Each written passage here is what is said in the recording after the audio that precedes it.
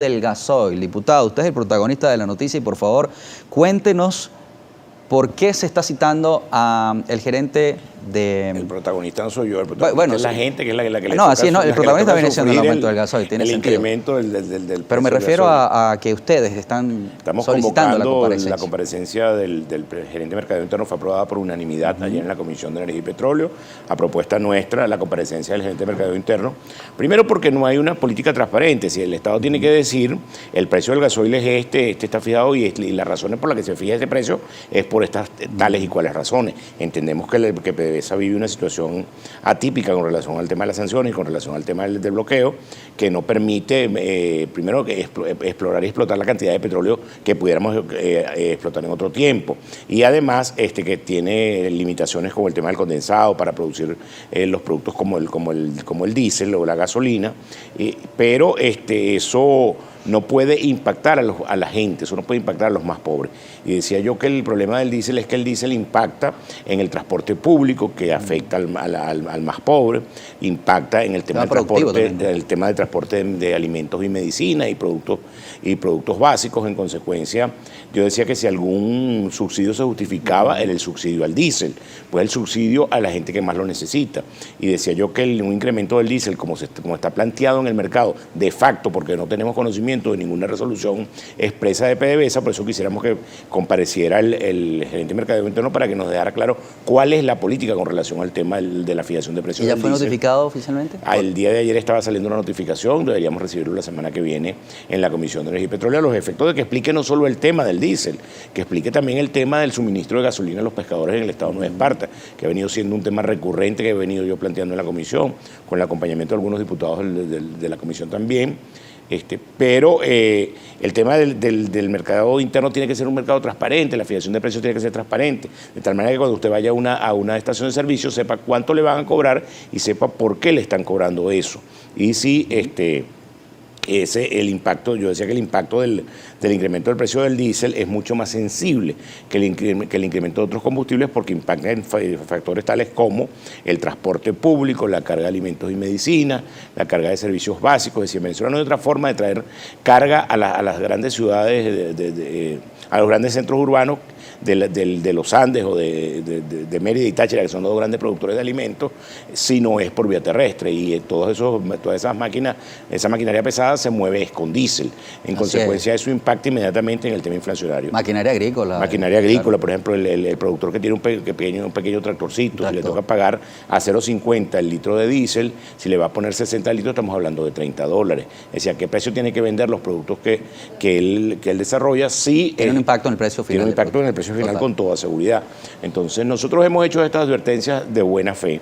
Nosotros hacemos oposición en la Asamblea Nacional de buena fe y lo decimos en el escenario político natural como es la Asamblea Nacional, pero cuando hemos llamado la atención y hemos fijado posición con relación a los temas, lo advertimos con la Ley de Grandes Transacciones Financieras, creo que estuve yo por aquí también, y lo manifestamos en todos los medios, que iba a tener un impacto inflacionario. No por casualidad ya el mes de mayo cerró con una inflación de 2 dígitos. Es decir, las cosas que hemos dicho, que hemos advertido en el tiempo, han terminado dando el resultado negativo que nosotros advertíamos. ¿Cuándo sería la comparecencia, diputado? En principio debería estar convocada para la semana que viene. ¿Y no han recibido una respuesta? No hemos recibido respuesta porque apenas ayer fue que la comisión lo aprobó. Pero estamos trabajando y estamos haciéndole seguimiento al tema. Igual lo advertíamos nosotros con el tema de la ley de registros y notarías en el debate cuando nos opusimos al incremento de las tasas registrales y dijimos, esto va a generar un mercado negro en el tema registral, nadie va a hacer uso de los registros y va a producir mayor informalidad. Y en el tema de registro y notarías, lamentablemente también tuvimos razón. No vale la pena decir, bueno, yo tuve razón. Hubiera sido preferible que lo hubiéramos corregido en el momento del debate y hubieran oído nuestra advertencia. Que se abriera el debate. El debate se abrió. Sí. El debate se dio en la Cámara y nosotros fijamos nuestra posición.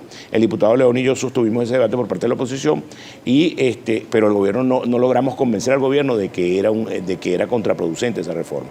Ya hoy la están padeciendo en los registros de notaría. Ya nadie registra un poder, todo el mundo hace un poder apudacta del expediente para evitarse los gastos de registro.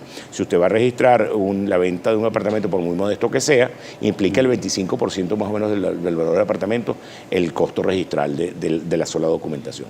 Entonces creo que estas advertencias que hemos hecho de buena fe las hacemos ahora con el gasoil en el área a la que a mí me corresponde llevar, que es la de energía y petróleo, en la Asamblea Nacional, aparte de mi condición de jefe de la fracción parlamentaria de la Alianza Democrática en la Asamblea. Hacemos la advertencia en plan de ver si se puede corregir y de si se puede atajar. Diputado, también el tema de la calidad del gasoil fue denunciado. Por ejemplo, el diputado Ezequiel Pérez estuvo aquí mismo en el programa la semana pasada y decía, bueno, el gasoil tiene una densidad rara, un color raro, distinto. ¿Esto también se puede considerar dentro de estos planteamientos para que...? Claro, lo que pasa es que, como te decía, la producción del gasoil es de alguna manera marginal, producto de que no tenemos acceso a los condensados, no tenemos acceso a los mecanismos para ligar el petróleo. Nosotros producimos un petróleo muy pesado que tiene que ser necesariamente ligado con petróleos más livianos o con petróleos condensados para poder producir estos productos del consumo final, como el gasoil. En consecuencia, hemos tenido contratiempo, estamos trayendo condensado iraní, antes traíamos condensado norteamericano y no lo estamos trayendo ahora. Es decir, entendemos la situación que vive la empresa, pero en medio de las sanciones y del bloqueo... coherencia también, claro. Pero tiene la empresa que priorizar a los venezolanos y el consumo del gasoil, que es para los más pobres y que impacta de mayor manera en la gente, el tema del precio y el tema del abastecimiento del gasoil. ¿Y la distribución del combustible en las zonas más alejadas del país? Es que empezó siendo un problema de las zonas más alejadas del país, de las zonas rurales, y ya hoy empieza a ser una situación generalizada en todo el país. Por eso la advertencia, por eso nuestra alarma, porque el momento original empezó comportándose como focos en los centros rurales alejados de la ciudad, pero ya hoy esto está ocurriendo en el transporte público de las grandes ciudades y está ocurriendo en los centros de carga vemos estas mayor importancia. Colas de gandolas y autobuses en las afueras de Caracas. Ya incluso empiezan a producirse manifestaciones por parte del transporte público, en función de ver cuál es la respuesta de PDVSA y qué tan eficiente es esa respuesta, pues luego tendremos que ver si es necesario reunirse con los otros actores, con los actores de la carga pesada, con los actores del transporte público, un poco en plan de mitigar y atender la problemática. Tenemos que hacer una pausa, diputado, pero agradecemos que nos acompañe en la entrevista. Vamos a tocar otros temas. Cuando regresemos, el diputado Ronderos nos acompaña en esta parte del programa. Hablamos del aumento del precio del gasoil y la comparecencia que han solicitado al gerente de mercadeo interno de PDVSA por este incremento un poco abrupto. No oficial aún. No oficial, además, también, y que generó, por supuesto, controversia y denuncias dentro de los productores, sobre todo, que tienen que trabajar día a día con esto. Me gustaría tocar también el tema de los pescadores. Usted decía que tienen, vamos a profundizar un poco. Parece que por su trabajo natural, a veces ellos no tienen huella, tienen una necesidad particular. Sí, el registro es difícil, producto de que la huella se borra. ¿Y qué se propone? Lo respondemos cuando regresemos. A esta hora, Globovisión tiene particularmente para desarrollar sus actividades. Uno de los problemas, que fue denunciado, por cierto, en este programa, es el tema de la huella dactilar.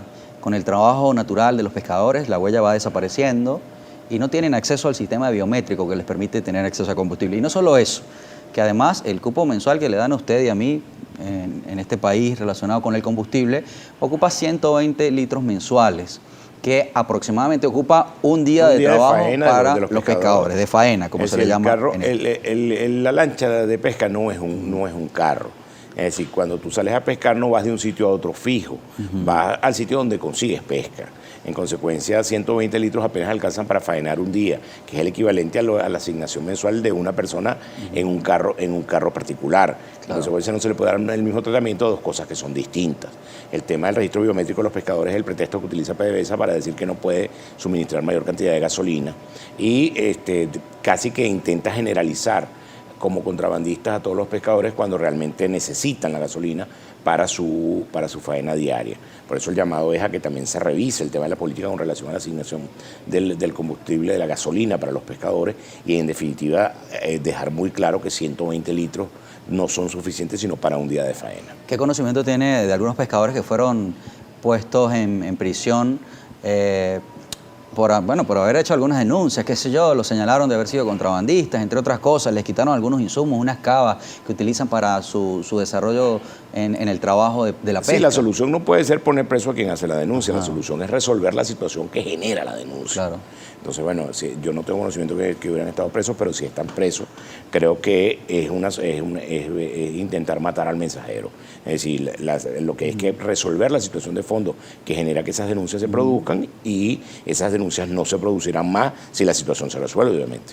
Diputado, lo vimos por España, estaba en una gira usted también. ¿Cómo estuvo la cosa por allá y qué nos puede decir? Estuvimos en una gira de acercamiento con el Partido Socialista Obrero Español y con algunos factores del gobierno de España, un poco llevando nuestra verdad y explicando que la mentira que han vendido Venezuela afuera no es así.